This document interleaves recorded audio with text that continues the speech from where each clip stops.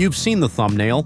You've read the title, Tariff Crash, Filter Stocks Like This. But this isn't a prediction video, and it's not about Trump or policy drama either. In this video, I'll walk you through the exact mindset and traits I personally look for in companies that survive waves like tariffs, lockdowns, AI disruption, any major market shock. It's a slow-paced, deep dive, but if you sit through it, you'll walk away with a rare skill. You'll know how to judge whether a business can adapt and survive when everything changes. नमस्कार दोस्तों, स्वागत है आपका इस series में जिसको हम कहते हैं what I learned about investing from Darwin. मैंने एक किताब पढ़ ली है, एक बार कंप्लीट हो गई है। इसके बाद मैंने the famous classic book of investment चालू किया था। उसका नाम है द इंटेलिजेंट इन्वेस्टर।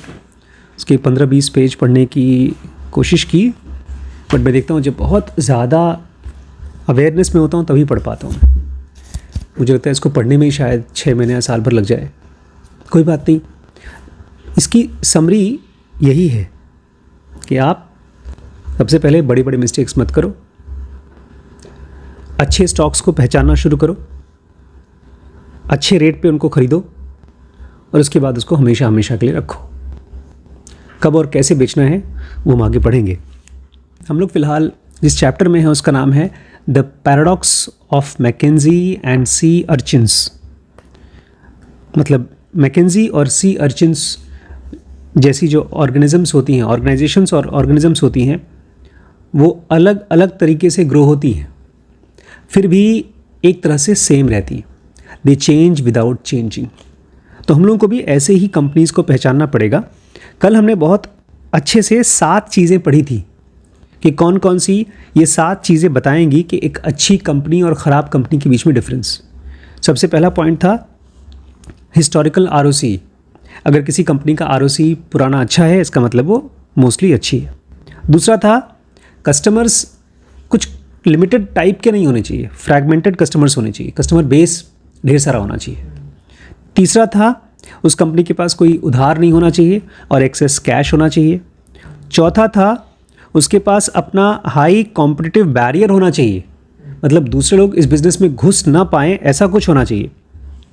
पांचवा, उसके पास फ्रैगमेंटेड सप्लायर बेस भी होना चाहिए कि जो माल बना रही है कंपनी या जो सर्विस ले रही है उसका भी फ्रैगमेंटेड, ऐसा नहीं कि कुछ ही लोगों से सप्लाई ले रहे हो, वो हट जाएंगे तो आपकी कंपनी ख़त्म हो जाएगी। तो ये एक पॉइंट है। और लास्ट के 2 पॉइंट है कि मैनेजमेंट टीम स्टेबल होना चाहिए उस कंपनी का, और ये इंडस्ट्री ऐसी इंडस्ट्री में होना चाहिए जो स्लो चेंजिंग है। इसको आप धीमे धीमे याद करिएगा। आज का टॉपिक कल से बड़ा है और थोड़ा सा मैथमेटिक्स भी है, उसमें आपको झेलना पड़ेगा मेरे साथ। आज के टॉपिक का नाम है we assess evolvability indirectly by measuring robustness directly. कि कोई कंपनी इवॉल्व हो पाएगी या नहीं हो पाएगी, मतलब वो बहुत लंबे समय तक चल पाएगी या नहीं चल पाएगी, इस चीज़ को एसेस करने के लिए कोई डायरेक्ट तरीका नहीं है। क्योंकि फ्यूचर कैसे एसेस करेंगे आप? जो कंपनी आज है वही तो जानेंगे। आज के 5 साल बाद, 10 साल बाद वो क्या होगी कैसे जान सकते हैं? क्या तरीका है? Measuring robustness directly. आप ये देखें कि वो कितनी रोबस्ट है। जो कंपनी ज़्यादा रोबस्ट होगी वही ज़्यादा इवॉल्वेबिलिटी रहेगी उसमें। मेरे साथ रहिएगा, ये मुश्किल है, धीमे धीमे पढ़ेंगे। As permanent owners, we Nalanda folks are hungry for companies that can successfully implement neutral strategies to evolve and adapt to the changing environment. Microsoft यही कर रहा है। उसने इस समय पिछले 1 साल में ChatGPT जैसी, OpenAI जैसी कंपनी को पता नहीं कैसे हथिया लिया मार्केट में। वो एक NGO थी, मतलब एक पब्लिक के लिए, जनरल पब्लिक के लिए चीज़ थी जिसमें सब के सब उसको यूज़ कर सकते हैं, बट वो उसका सब कुछ ओन करता है माइक्रोसॉफ्ट। वो अपने आप को बदलती है बिना बदले। कंपनी है माइक्रोसॉफ्ट, बट अब उसके अंदर में AI भी काम कर रहा है। ऑथर कह रहे हैं हम लोग नालंदा में हमेशा ऐसी कंपनीज खोजते हैं। कैसी कंपनी? जो न्यूट्रल स्ट्रैटेजीज़ को इम्प्लीमेंट करती हैं इवॉल्व करने के लिए और अडेप्ट करने के लिए बदलते हुए एनवायरनमेंट को। ये न्यूट्रल स्ट्रैटेजीज़ क्या है? जो उनकी कंपनीज को ना चेंज करें, ऐसी स्ट्रेटजीज जो जैसे एशियन पेंट है, वो कोई न्यूट्रल स्ट्रेटेजी अपनाती है, लेकिन उनका जो पेंट का धंधा है वो खत्म, बदल ना जाए। वेरी गुड, जो मेन काम कर रहे हैं वो ना रुक जाए। जैसे जब गूगल ने बार्ड एआई लाया तो पूरा का पूरा गूगल चेंज हो गया है बार्ड की वजह से। अब जब आप देखो, लेकिन उनका बेसिक पर्पस नहीं खत्म हुआ है। हाँ, जो मेन फंक्शन था वो नहीं बदलना, कुछ कुछ नया ट्राई करते रहना। जो कुछ कुछ नया ट्राई करते हैं उसका पॉजिटिव और नेगेटिव दोनों असर नहीं दिखता है, इसलिए उसको बोलते हैं न्यूट्रल। तो जो कंपनीज न्यूट्रल स्ट्रैटेजीज यूज़ करती हैं उन्हीं को ये नालंदा वाले खोजते रहते हैं। We want evolvability, correction, we need evolvability. Author कह रहे हैं हमें ऐसी कंपनीज पसंद हैं जो इवॉल्व कर सकती हैं। सॉरी, पसंद नहीं है, हमें ज़रूरत है ऐसी कंपनीज का जो इवॉल्व कर सकती हैं।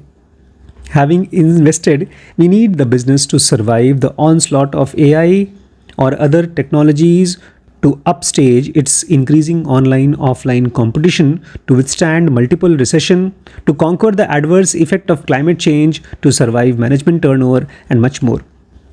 देखिए इसी मुश्किल से 1, 2, 3 लाइन में इन्होंने 20, 25, 50 साल में क्या क्या चीज़ें हो सकती हैं एक कंपनी के साथ में वो सब बता दिया। अगर एक समझदार बिजनेसमैन होगा तो वह अपने कंपनी के लिए ये सब चीज़ें पहले से सोचना शुरू कर देगा। ऑथर कह रहे हैं हम ऐसी कंपनी चाहते हैं, ऐसे बिजनेस चाहते हैं जो एआई का ऑन स्लॉट बर्दाश्त करके भी जिंदा रहे। ऑन स्लॉट मतलब एआई जब आएगा तो ढेर सारी कंपनीज को ख़त्म कर देगा, जड़ से ख़त्म कर देगा, उनको बर्दाश्त करके बच सके, और भी जो दूसरी टेक्नोलॉजी आ रही हैं उनसे भी बच सके, plus upstage it's increasing online offline competition, online और ऑफलाइन में जितनी कंपटीशन है उनके सामने भी खड़ा रह सके, टू विथस्टैंड मल्टीपल रिसेशन, और मार्केट में ढेर सारे रिसेशंस आने वाले हैं उनको भी विथस्टैंड कर सके, झेल सके, to conquer the adverse effect of climate change, जैसे कोविड आया, कोविड बहुत बड़ा क्लाइमेट चेंज था, उसको भी बर्दाश्त कर सके और सर्वाइव कर सके, टू सर्वाइव मैनेजमेंट टर्नओवर, ये भी अपने को ध्यान रखना है कि हमारी कंपनी के ढेर सारे लोग होंगे जो धोखा देंगे, छोड़ के जाएंगे, मैनेजमेंट टर्नओवर होगा, और इस तरह की ढेर सारी चीज़ें वो बर्दाश्त करके ज़िंदा रह सकें, ऐसी कंपनी हम चाहते हैं। We need it to be able to adapt, हम चाहते हैं जिस कंपनी को हम खरीदें वो अडेप्ट कर पाए। आज तक कभी मैं ऐसे सोचता ही नहीं था कंपनीज़ के बारे में। गूगल है, फेसबुक है, बहुत बड़ी कंपनी है, बस बात ख़त्म। हम लोग सोचते हैं ना कि एक अच्छी कंपनी में जॉब लग गई तो बात हमेशा के लिए सेटल हो गई, हम उसके मालिक के बारे में सोचते नहीं, और ये तो उनके इन्वेस्टर्स हैं, ये लोग पैसा देते हैं उनके मालिकों को। तो जितने वल्नरेबल हम लोग हैं उनसे ज़्यादा वल्नरेबल कंपनी के मालिक हैं, अगर वो ये नहीं जानते जो ये बता रहे हैं। However, just as evolutionary biologists struggle to measure evolvability, I haven't yet figured out the reliable way to advance to directly assess a company's propensity to adapt to a changing world. सीधी सीधी भाषा में कह रहे हैं biologist भी किसी जानवर को देख करके ये नहीं बता सकते कि वो इवॉल्व करेगा कि नहीं करेगा, कितने सालों तक सर्वाइव करेगा। ऐसे ही किसी कंपनी के बारे में कोई साफ साफ तरीका नहीं बताने का कि वो सर्वाइव करेगी कि नहीं करेगी बदलती हुई दुनिया में। Many investors contend that management interviews and discussions are an excellent way to issue the future adaptability to a business. बोल रहे हैं बहुत से इन्वेस्टर्स इस बात को जोर देते हैं, अरे कुछ नहीं करना, आप खाली मैनेजमेंट में जो ऊपर के लोग हैं उनका इंटरव्यू कर लो, उनसे बातचीत कर लो, और तुम्हें पक्का पता चल जाएगा कि कंपनी फ्यूचर की है कि नहीं, सर्वाइव करेगी कि नहीं। मे बी, शायद हो सकता है। I consider such interviews a waste of time. इस तरह के ढेर सारे इंटरव्यूज़ ऑनलाइन अपलोड होते हैं, कॉन्फ्रेंस कॉल्स कंपनीज़ की अपलोड होती हैं, बता रहा था, मन्नत बता रहा था। ऑथर कह रहे हैं इस तरह के इंटरव्यूज़ क्या हैं, waste of time, time waste है। But more on that later, इसके बारे में हम और बात करेंगे। But there is an indirect and I would argue a reasonably reliable path to satisfying my need. बोलते हैं एक इनडायरेक्ट तरीका है किसी कंपनी का फ्यूचर है कि नहीं इस चीज़ को जानने के लिए, एक इनडायरेक्ट और रीजनेबली रिलायबल, इसके ऊपर आप भरोसा कर सकते हैं, एक ऐसा तरीका है। It is by measuring the robustness of organisation, और वो है एक कंपनी का रोबस्टनेस, उसकी ताकत को मेजर करना। अगर वो मेजर कर सकते हैं तो आप बता सकते हैं कि सर्वाइव करेगी कि नहीं करेगी। ये सिंपल ऐसा ही है, आप जैसे फ़ोन की बैटरी को देख करके बता सकते हैं कि कितने घंटे चलेगी। Robustness lays the groundwork for evolution in living things. जो जिंदा प्रजातियां होती हैं, जीव जंतु होते हैं, अगर वो रोबस्ट हैं तो वो इवॉल्व करेंगी। It does the same in business. ऐसे ही बिजनेस में भी होता है। रोबस्टनेस इज़ नेसेसरी दो नॉट सफिशिएंट। किसी भी कंपनी को अगर सर्वाइव करना है तो सबसे पहले उसको रोबस्ट होना पड़ेगा। हाँ, इसके अलावा भी बहुत कुछ चाहिए, लेकिन रोबस्टनेस सबसे पहले चाहिए। Requirement for business to evolve successfully, तभी जाकर के वो बिजनेस में सक्सेसफुली इवॉल्व करेगी। अब नेक्स्ट पैराग्राफ मैथमेटिक्स है, सिंपल मैथमेटिक्स है, लेकिन फिर भी चूंकि हम मैथ्स के स्टूडेंट नहीं हैं इसलिए मिस कर जाएंगे। क्वेश्चन मार्क डाला है मैंने, तो थोड़ा सा मेरे साथ सुनिए। In robust business just as in living organism evolvability comes free. एक अच्छी कंपनी है, स्ट्रॉन्ग कंपनी है, रोबस्ट कंपनी है। ऐसे ही जैसे कि कोई जीव होता है, कोई ऑर्गेनिज्म होता है जिंदा, उसके अंदर में फ्री में इवॉल्व होता है। जैसे हम सब इवॉल्व हो ही रहे हैं फ्री में, क्योंकि हम जिंदा हैं और हेल्दी हैं। एक एग्जाम्पल सुनिए। Take the example of 2 businesses in industry. किसी इंडस्ट्री में 2 बिजनेसेस हैं। सबसे पहले कंपनी ए जो वैभव की है, इज़ द लीडर और खूब पैसा कमा रही है। On a sale of $100 it earns a margin of 20%। जब $100 का कोई सामान बेचती है तो उस 20% उस पर प्रॉफिट कमाती है। Let's assume it's capital employed on fixed asset receivable and inventory is $50। चलिए मान के चलते हैं कि उसका जो कैपिटल एम्प्लॉयड है, सब कुछ एसेट वैसेट लगा करके $50 का लगाया। Let's assume it's capital employed कि $50 का कैपिटल उसने लगा दिया। Company A ROC is quite healthy at 40%। Company A जो है उसका ROC बहुत अच्छा है, 40%। $100 इंटू 20% डिवाइड बाई 50%, $50। अच्छा, अब मैं समझ गया, उस दिन नहीं समझा था। $100 का सेल हुआ, 20% का उसको क्या था, प्रॉफिट मार्जिन, और इसी में वापस उसने क्या लगा दिया, $50। इसलिए 100 इंटू 20% कितना हो गया, 100 इंटू 20% है बेटा, 20 इंटू डिवाइड बाई 50 अपॉन 50 तो हो गया 2/5। चलो फिलहाल ये 2/5 हुआ।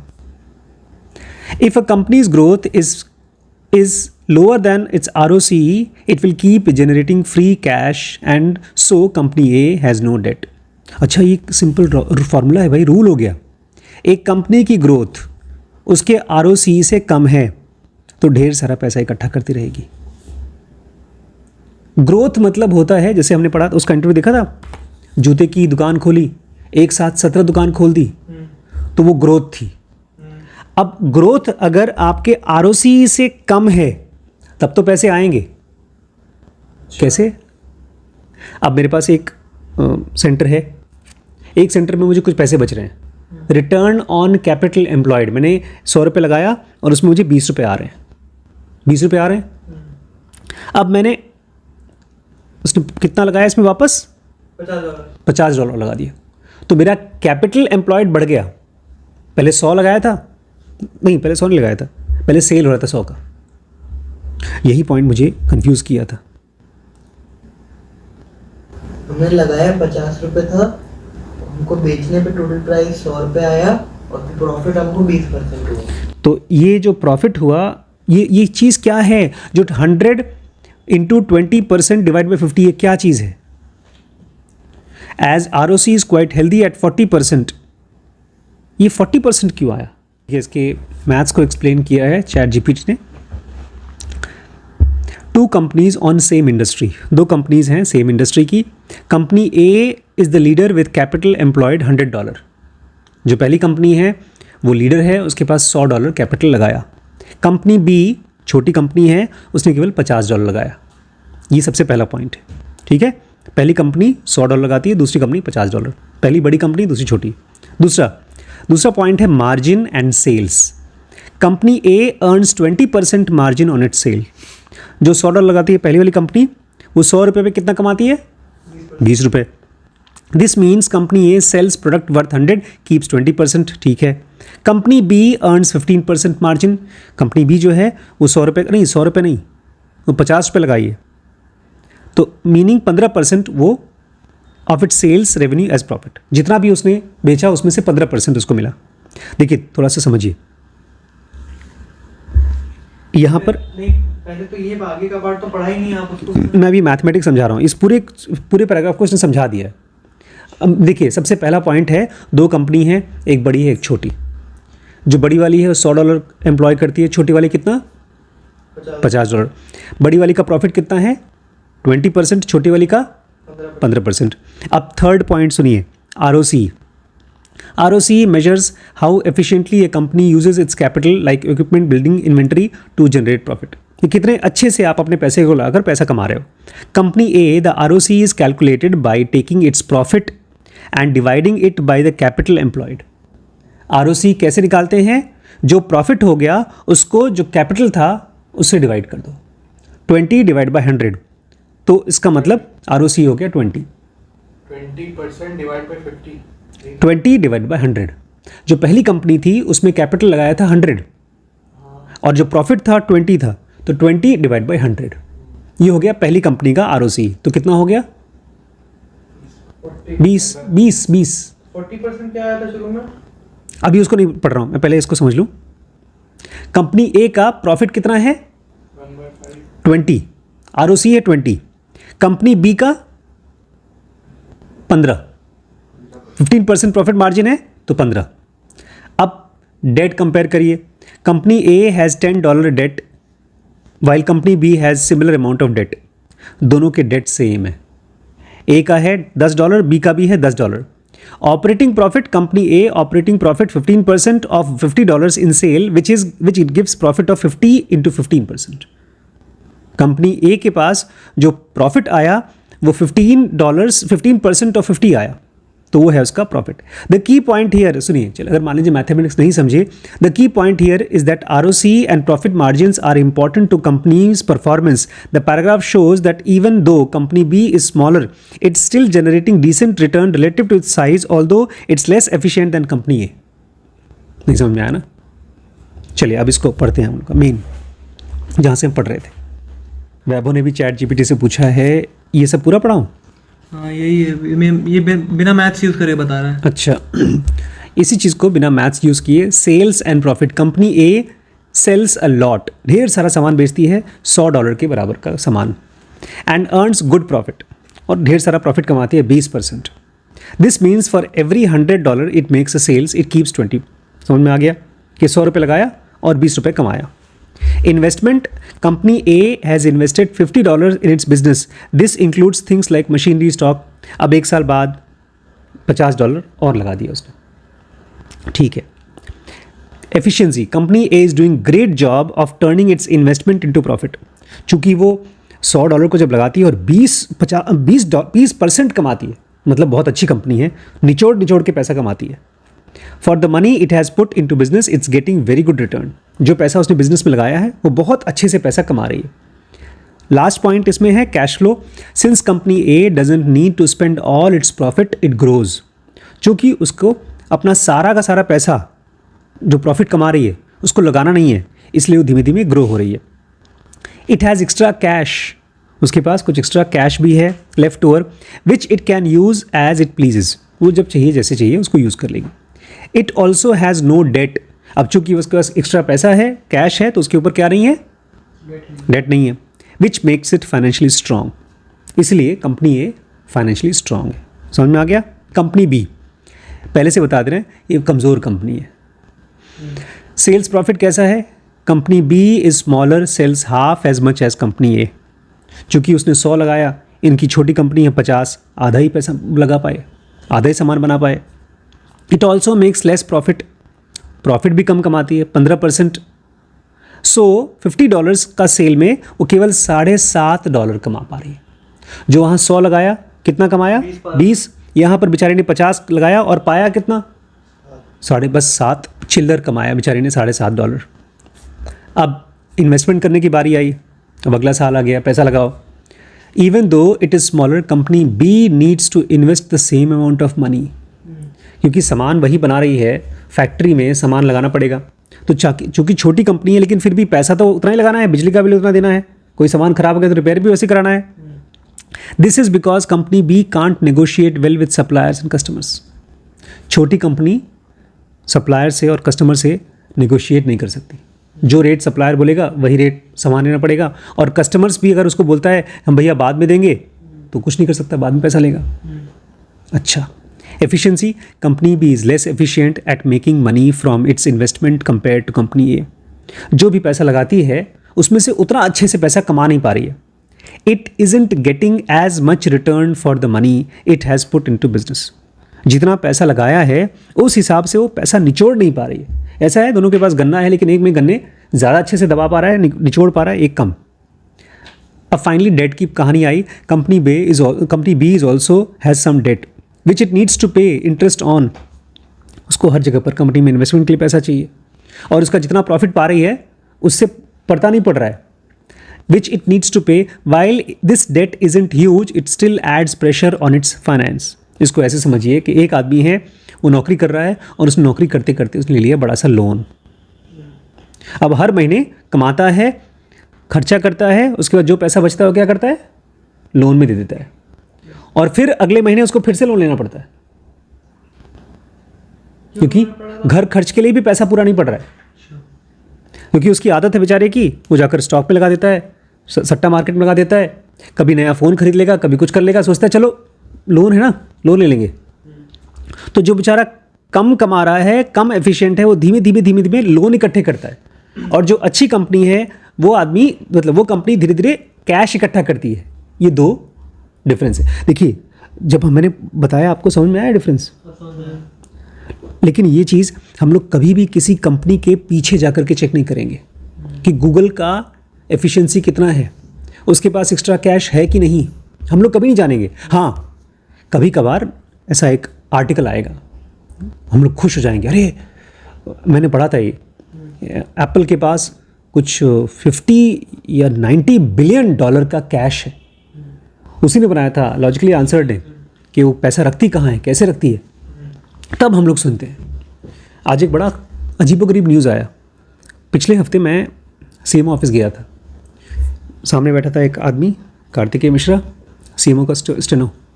यहाँ बैठा था नरेंद्र, एक वो भी काम करता है कंप्यूटर पे। मेरे पीछे एक डिप्टी सीएमओ, उनकी हाइट छोटी सी होगी, मैं उनको पहचान गया बिकॉज एक हॉस्पिटल में सर्वे करने आए थे, छोटे से हैं, और उनको देखा मैंने कहा ये तो यहाँ बैठे हैं। बातचीत हुई, उनकी हाइट बहुत छोटी सी है, जब कुर्सी पर बैठते थे तो पैर नीचे तक नहीं पहुँच रहा था, बट बड़े अच्छे तरीके से बातचीत किए फिर वो। लेकिन उनके बारे में लोग बड़ा ख़राब बोलते हैं कि वो बहुत परेशान करते हैं, जब सर्वे करने आते हैं तो बहुत परेशान करते हैं लोगों को। बट ठीक है, अब ऑफिसर हैं जो काम करते करते।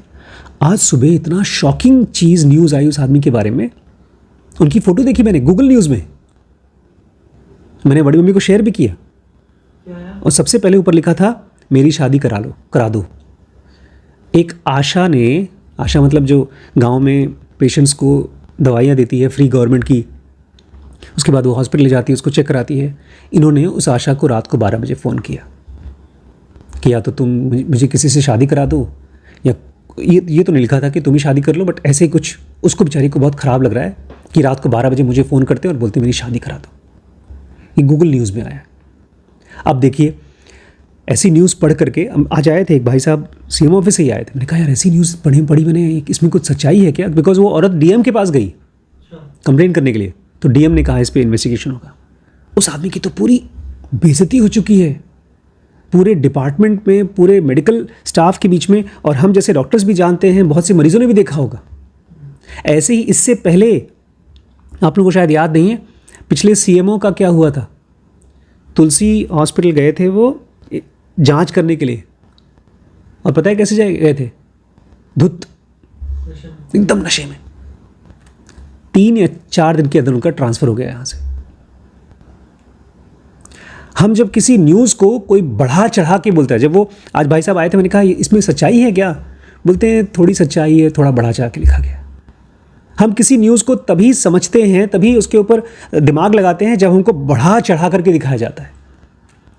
अगर हम लोगों को मान लीजिए 1 हफ्ते का फुटेज दिखा दिया जाए किसी सरकारी ऑफिस का, हमको बिल्कुल पसंद नहीं आएगा। हाँ, हमको वो पसंद आएगा जो आप लोगों का होता है दिन भर लड़ाई करते हैं और रात को भी लड़ाई करते हैं, फ़ोन नहीं ले जाते हैं, कौन सा टीवी से, बिग बॉस, उसमें लड़ाइयाँ जानबूझ के डाली जाती हैं, एक्साइटमेंट, लड़ाइयाँ, जेलेसी।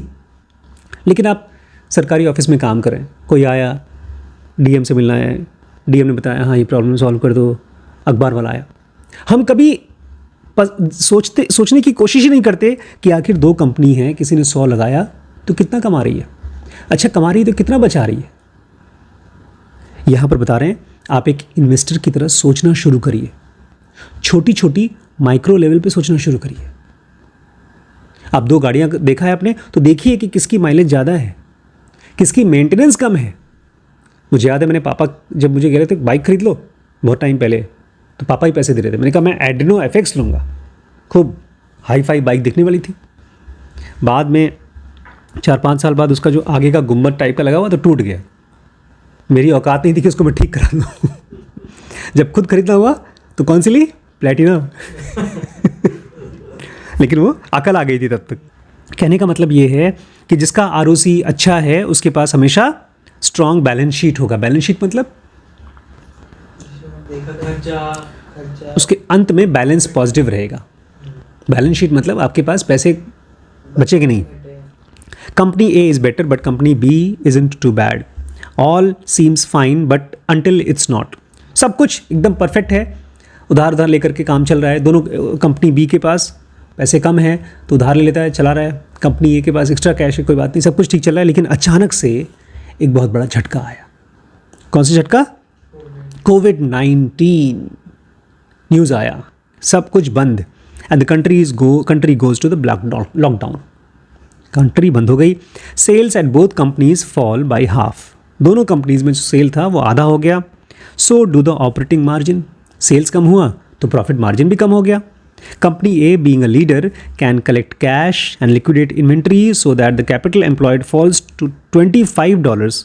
कंपनी A फटाफट अपने सामान को बेचती है, जितना बेच पाती है, सब कुछ इकट्ठा करती है, तो उसका जो कैपिटल एम्प्लॉयड था जो 50 था वो 25 हो गया। Company B on the other hand is suffering the same drop in the sales and margin, is rebuffed by its customer while asking for money, is unable to sell its finished goods in a demand poor environment। Company B बेचारी customers को बोलती है मेरा सामान बेचा है, पैसा लाओ, लेकिन कस्टमर दे रहे हैं नहीं दे रहे हैं, उनकी मर्जी है, बिकॉज वो मार्केट लीडर नहीं है। एप्पल का आप फ़ोन खरीदने जाएंगे तो एप्पल वाले बोलेंगे नहीं पैसा लाओ तब देंगे। वहीं पर आप कोविड में कहाँ से देंगे? अगर अमीर लोग हैं, देखिए हमेशा 2 टाइप के डॉक्टर्स होते हैं। 2 टाइप के डॉक्टर्स होते हैं। एक क्वालिफाइड सक्सेसफुल प्रैक्टिशनर्स, आप वहाँ जाएंगे, सबसे पहले आप बाहर पैसा जमा करेंगे तभी डॉक्टर से मिल सकते हैं। दूसरे होते हैं जो मरीज़ को देखते हैं, मरीज़ को मोटरसाइकिल पे बिठा करके लाते हैं, उनकी जांच कराते हैं, अपनी जेब से पैसा देते हैं, बाद में मरीज़ से पैसा लेते हैं। अब मालूम पड़ा मरीज़ पैसा नहीं दे रहे तो वो बेचारा मोटरसाइकिल बिठा के क्यों ला रहा है? क्योंकि वो सक्सेसफुल डॉक्टर नहीं है। तो कोविड आने से क्या अंतर हुआ? तब तो नॉर्मली भी वो पैसा नहीं देते होंगे। हाँ, तो तब कैसे डिसेंटली? ये एक एग्जाम्पल दे रहे हैं कि देखो सबकी दुकान चलती है, जिसकी अच्छी दुकान चलती है उसको ज़्यादा पैसा मिलता है। वो बात नहीं है, लेकिन ये इधर कह रहे हैं कि both are earning decent ROC and have reasonably strong balance sheet.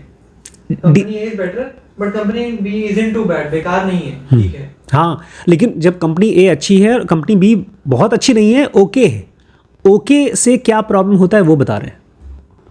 देखिए आप दोनों, अगर कोई कोविड जैसा महामारी आई तब ना, आप दोनों हैं यहाँ पर। कोविड में सबसे ज़्यादा लोग कौन मरे? बूढ़े लोग। क्यों? बूढ़े लोग क्यों मरे? कमजोर हैं। यही, कंपनी B कमज़ोर है क्योंकि उसके पास कैश नहीं है।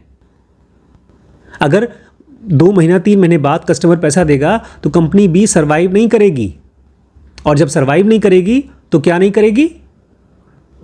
इवॉल्व नहीं करेगी। Thus, even during pandemic, company A earns respectable ROCE, allowing it to invest growth. Fortified by its ROC of 20%, company A can also borrow in the market if it needs to, since the cost of debt is just 5% and the company is debt free. देखिए जब extra पैसा होता है आपके पास ना bank में, तो bank वाले भी आपको उधार दे देते हैं। तो ठीक है, 2, 4, 5 महीना, 6 महीना, साल भर तक के लिए आपको उधार चाहिए तो कंपनी ए को मिलेगा, बी को नहीं मिलेगा। बी को क्यों नहीं मिलेगा? ऑलरेडी इतना डेट। उनके पास पैसा ही नहीं है, भरेगा कैसा? From being comfortably mediocre during the pre pandemic, company B risks oblivion because it no longer has the money to invest in the production, marketing and distribution. Company B के पास पहले तो पैसे थे, कोविड-19 में अब कंपनी के पास बिल्कुल पैसा नहीं बचा कि वो इन्वेस्ट कर सके प्रोडक्शन में, मार्केटिंग में और डिस्ट्रीब्यूशन में। एट 4% ROC, इस कंपनी का बेचारी का खाली कितना ROC है? 4%। इट वुड स्ट्रगल टू पे इट्स डेट एट 5%। 4% उसका ROC है और बेचारी का डेट कितना है? 5% है। Given it's precarious balance sheet and decline in profit, lenders would also hesitate to lend it more money. पहले से तुम्हारे पास बैंक का उधार देने का पैसा नहीं है तो हम लोग अपना और सामान क्यों दें? जो लेंडर्स हैं वो भी पैसा नहीं देंगे आपको। अमिताभ बच्चन के साथ यही हुआ, ABCL के साथ लेंडर्स उनके घर पे आ गए पैसा मांगने के लिए। प्रिकेरियस मतलब इतना गंदा बैलेंस शीट है, तुम्हारे बैलेंस शीट में कुछ पैसा ही नहीं दिख रहा है, बेकार। At least in the near term a likely outcome is that company A gains market share. अब खराब समय में भी क्या होगा? कंपनी बी धीमे धीमे नहीं बना पाएगी, कुछ सामान नहीं बेच पाएगी तो कंपनी ए के पास आएगा मार्केट शेयर। ये क्या होता है? पूरा मार्केट को मोनोपोली कर लेगा। Since company A has a higher degree of robustness owing to its high ROC, it could adapt and evolve in a adverse external environment. और चूंकि उनका ROC हाई है इसलिए बदलते हुए मौसम को, एनवायरनमेंट को ये लोग अडेप्ट करेंगे और उसमें इवॉल्व करेंगे। What I have outlined is not a theoretical construct. बोलते जो मैं बता रहा हूँ ना भैया, यहाँ पर खाली थियरी नहीं बता रहा हूँ, ऐसा हुआ। We have seen this story play out in many of our businesses. हमने इस चीज़ को अपने ढेर सारे बिजनेसेस में होते हुए देखा है। When the pandemic began, the general opinion was that all the Indian businesses would suffer. जब पैंडेमिक आया तो सबने यही माना कि सभी बिजनेस को सफ़र करेगा, सब business. Sharp stock market decline in March and April 2020 mirrored this opinion. मार्च और अप्रैल में 2020 में ऑलमोस्ट सारे स्टॉक्स गिर गए। However, as the months passed, the differences in the impact on the business of the companies with differential degree of robustness became quite clear. लेकिन Covid hit हुआ, लेकिन उस कोविड से क्या असर हुआ लंबे समय में ये धीमे धीमे दिखाई दिया।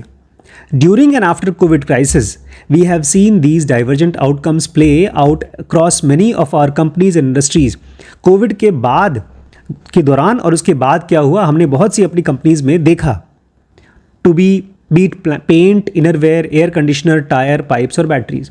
चाहे वो पेंट की कंपनी हो, चाहे इनरवेयर की कंपनीज हो, चाहे वो AC की कंपनी हो, टायर्स की, पाइप्स की या बैटरीज की कंपनी हो। One of the best run companies in our portfolio is Page Industries. Page Industries मेरे लिए एक तरह से अमिताभ बच्चन हो गई है, इसलिए आप लोग पहचान लीजिए। जब मैं पेज कहूँ, पता है पेज इंडस्ट्री क्या बनाती है श्रीश? इसके पहले जब मैं पेज इंडस्ट्रीज़ का सामान पहनता था तो मुझे लगता था चलो अच्छा है, अब मुझे लगता है अरे वाह पेज इंडस्ट्रीज़ का सामान पहन रहा हूँ। अंडर गारमेंट्स जॉकी बनाती है। बोले हमारी बहुत बेस्ट रन कंपनी है page industry, which we were fortunate to buy a few days after the collapse of Lehman in 2008। 2008 में बहुत बड़ा मार्केट कोलैप्स हुआ था। लीमैन जब खत्म हुई थी, बहुत बड़ी कंपनी खत्म हुई थी। इस लीमैन की खत्म होने की पूरी फिल्म है मार्जिन कॉल, अब देखिएगा। तो तब इन्होंने पेज इंडस्ट्रीज़ को खरीदा था। बोले हमारी किस्मत बहुत अच्छी थी कि हमको मिल गया। पेज इज़ एक्सक्लूसिव लाइसेंसी of jockey brand in India. Page industry jockey brand को इंडिया में यही लोग बेच सकते हैं। And is the largest seller of innerwear in the country. और इस पूरे देश में सबसे ज़्यादा इनरवेयर ये लोग बेचते हैं। Page aggressively launches new products during the pandemic and open new stores while many of its competitors either vanished और वर सिग्निफिकेंटली वीकेंड। पेज इंडस्ट्रीज़ ने जब कोविड आया तो उन्होंने ढेर सारे नए नए प्रोडक्ट्स लॉन्च किए, नए नए स्टोर्स खोले, जबकि उनके कॉम्पिटिटर्स या तो ख़त्म हो गए, वैनिश हो गए या बहुत ही कमज़ोर हो गए। There are 4 listed innerwear companies in India. India में 4 लिस्टेड कंपनीज है। लिस्टेड क्या होता है? जिनका स्टॉक मार्केट में शेयर है, उसको बोलते हैं listing. The other 3 being Maxwell, Rupa and lovable. एक पहली वाली पेज है और बाकी मैक्सवेल, रूपा और लवेबल, ये 3 कंपनीज हैं। Page's market share among its listed peers in 2018 was already relative to high at 66%. 2018 में Page का already 66% market share था. However, by December 2020, Page market share had grown to 70%. लेकिन वहीं कोविड के बाद दिसंबर 2020 में इसका मार्केट शेयर 4% और बढ़ गया, 70% हो गया. We don't have the data for dozens of unlisted companies, but from the anecdotal evidence and feedback from the industry insiders, it appears that Page's market share gain over this group during the pandemic has been even greater. कह रहे हैं ये तो 4 listed companies हैं, इसके अलावा ढेर सारी छोटी छोटी कंपनीज़ भी हैं जो अनलिस्टेड हैं. हमको पता नहीं है, हमारे पास डाटा नहीं है कि उनके कंपैरिजन में कितना है, लेकिन जो लोग बताते हैं वो बताते हैं कि बहुत ज़्यादा इसका मार्केट शेयर बढ़ चुका है.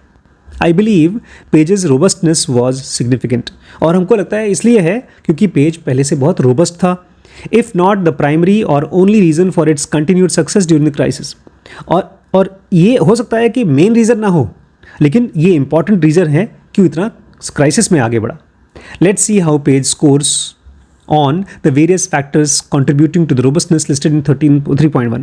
और अगर आप मुझसे पूछें तो आइए मैं बताता हूँ जो 3.1 में जो लिस्ट किया गया है टेबल में कि कौन कौन से पॉइंट्स पेज में है. आइए देखते हैं. फॉर द ईयर एंडेड मार्च 2020 में जब ईयर एंड हुआ, पेज का ROC था 63%. अच्छा था. सबसे पहला पॉइंट बहुत अच्छा था, 63% ROC था. It was debt free. क्या था ये? उधारी नहीं था इसके ऊपर. It has highly fragmented customers and supplier base. इसकी कस्टमर बेस और सप्लायर बेस दोनों ही बहुत फ्रैगमेंटेड हैं. In my opinion it has built a deep and wide moat by investing in brand and distribution over 25 years. और बोले मेरे हिसाब से इसने एक बहुत बड़ा मोट बना दिया है मार्केट में, कोई और इसको क्रॉस नहीं कर पाएगा पिछले 25 सालों में. अभी देखिए हम लोगों को जब इन्होंने बताया तब जाके ब्रांड का नाम याद आया, जो कि हम सबको याद है, लेकिन मैक्सवेल, रूपा याद है क्योंकि रूपा के जोक बहुत सुने हमने. ऐड याद है आपको? बोलते हैं अरे रूपा का अंडरवेयर क्यों पहन रहे हो? बोलते रूपा का अंडरवेयर पहनोगे तो रूपा क्या पहनेगी? ये ऐड आता था पहले. तो हम लोग को उसी वजह से याद है, नहीं तो याद नहीं रहता था. रूपा के अंडरवेयर बनियान मत पहनो, बोलते रूपा का अंडरवेयर बनियान नहीं पहनोगे तो रूपा क्या पहनेगी, ऐसे करके ऐड आता था. तो अदरवाइज बाकी सब लोग जॉकी को जानते हैं. It had the same owner since 1995. अब इसका मैनेजमेंट 1995 से लेकर अभी तक वही आदमी उसका मालिक है, ओनर है. It's industry is changing very slowly. और ये कोई कंप्यूटर की इंडस्ट्री नहीं है, कोई नया मोबाइल फ़ोन हर 2-3 साल महीने में आदमी मोबाइल बदल देता है, लेकिन मैं अंडरवेयर तो वही पहनता रहता हूँ. मतलब नया लेंगा तो वही कलर का वैसा ही पहनता हूँ. It's industry is changing very slowly with top players remaining the same for more than a decade. जो ऊपर टॉप प्लेयर्स हैं, टॉप कंपनीज़ हैं, वो पिछले 20 साल से वही हैं. सैमसंग, एप्पल धीमे धीमे हट करके कोई नया आ जाएगा ब्रांड, वो गया माइक लेजरडिस का कौन सा ब्लैकबेरी, ख़त्म. एप्पल आ गया, अब एप्पल शायद ख़त्म होकर कोई और आ जाए, लेकिन अंडरवेयर लोग नहीं बदलेंगे इतनी आसानी से. तो the greater the robustness the greater the evolvability. जितनी ज़्यादा आपकी कंपनी रोबस्ट होगी उतना ही ज़्यादा आप इवॉल्व कर पाओगे. कमाल का है यार. मुझे अच्छा लग रहा है कि कम से कम हम किसी कंपनी को ऐसे समझ पा रहे हैं. अब उसके अंदर झांक पाएंगे कि नहीं तो बात की बात है. ये ऐसा लग रहा है मुझे जैसे मैं फर्स्ट ईयर में जब मैं एनाटॉमी पढ़ने गया था MBBS में, उन्होंने कहा ठीक है यार एनाटॉमी पढ़ेंगे. गए, किताब खोला, पढ़ना शुरू किया. हाथ के अंदर, उंगलियों के अंदर मसल्स होते हैं. मैंने कहा चलो अच्छी बात है. फिर लेकर गए एनाटॉमी हॉल में, डिसेक्शन हॉल में, एक तो डेड बॉडी निकाला, मरा हुआ बॉडी. बोला उसको काटो. जैसे काटना शुरू किया 3-4 लड़के वहीं बेहोश हो गए. लड़के लड़कियां सब बेहोश हो गए. मैं नहीं बेहोश हुआ, मुझे खाली बदबू आ रही थी. लेकिन वहीं हमारे प्रोफेसर बगल में बैठ के खाना खा रहे थे डेड बॉडी के. पूरे साल एक डेड बॉडी को हम लोग धीमे धीमे काट के देखा कहाँ से नर्व जाती है, कहाँ से आर्टरी जाती है, कौन सी मसल. जब काट लेते हैं तब क्या होता है उस बॉडी का? जब पूरे साल हो जाता है उसके बाद फिर इसको फेंक देते हैं, डिस्ट्रॉय कर देते हैं. हम लोग के एनाटॉमी हॉल में कम से कम 8 डेड बॉडीज़ छोटे छोटे ग्रुप्स में दिया जाता है. तो जब ऊपर से देखो कंपनीज तो ये आप नहीं, ये तो लीगल है, लोग डोनेट करते हैं अपनी बॉडी मेडिकल कॉलेज को. तो ऐसे ही अब हम लोग कंपनीज के अंदर डिसेक्ट करके देखेंगे कि उसका ROC कैसा है, उसकी मैनेजमेंट कैसी है, उसके सप्लायर कैसे हैं, एक्स्ट्रा कैश है कि नहीं, डेट है कि नहीं, ये सब पॉइंट अब हम देख सकते हैं. It's good. ठीक है, कलर पढ़ते हैं.